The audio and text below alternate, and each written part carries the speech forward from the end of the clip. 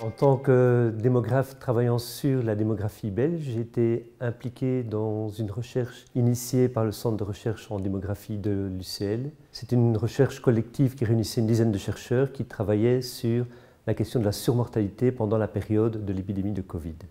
Les rues sont vides, nous sommes en plein confinement, nous avons voulu nous intéresser à l'impact de l'épidémie Covid-19 sur la démographie belge.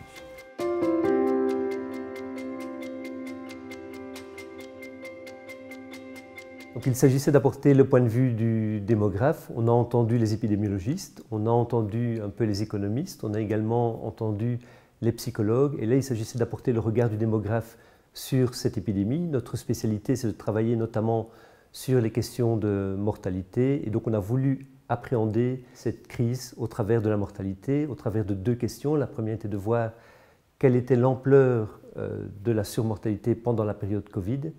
Et la deuxième était d'analyser la dimension spatiale de cette épidémie. Au niveau de l'ampleur de l'épidémie, on a pu constater qu'effectivement, on était bien en situation de surmortalité en regardant le nombre de décès pendant la période Covid et en rapportant ça à ce qui s'est passé pendant les années antérieures pour la même période. On a constaté qu'on était bien en situation de surmortalité, qu'il y avait un plus grand nombre de décès et que cette surmortalité augmentait avec l'âge en touchant particulièrement les 85 ans et plus. Au niveau spatial, 3 arrondissements se détachent. L'arrondissement de Bruxelles-Capitale, pour lequel on pouvait s'attendre à ce résultat. Il s'agit d'une capitale nationale, donc beaucoup de mouvements de population, une forte densité de l'habitat et donc une propagation plus facile pour l'épidémie. 2 autres arrondissements se détachaient, Mons et Hasselt. Là, on est encore en train de chercher les causes qui expliquent cette surmortalité pour ces 2 arrondissements. Le port du masque est une mesure de prévention. Qui sait, par extension, nos recherches pourraient aider à définir de nouvelles mesures à l'avenir.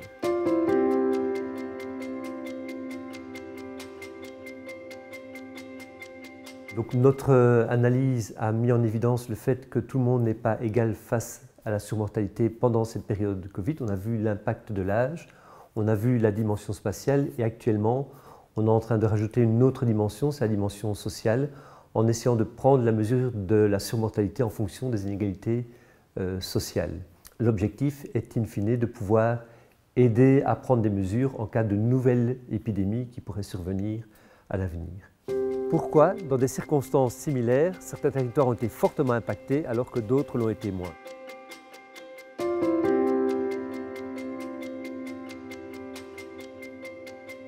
Jacques Vallin, démographe français, a défini la démographie comme étant l'arithmétique de la vie et de la mort. La démographie est une science du chiffre et le démographe va utiliser ces chiffres pour essayer de comprendre les comportements humains face à ces événements fondamentaux que sont la naissance et le décès.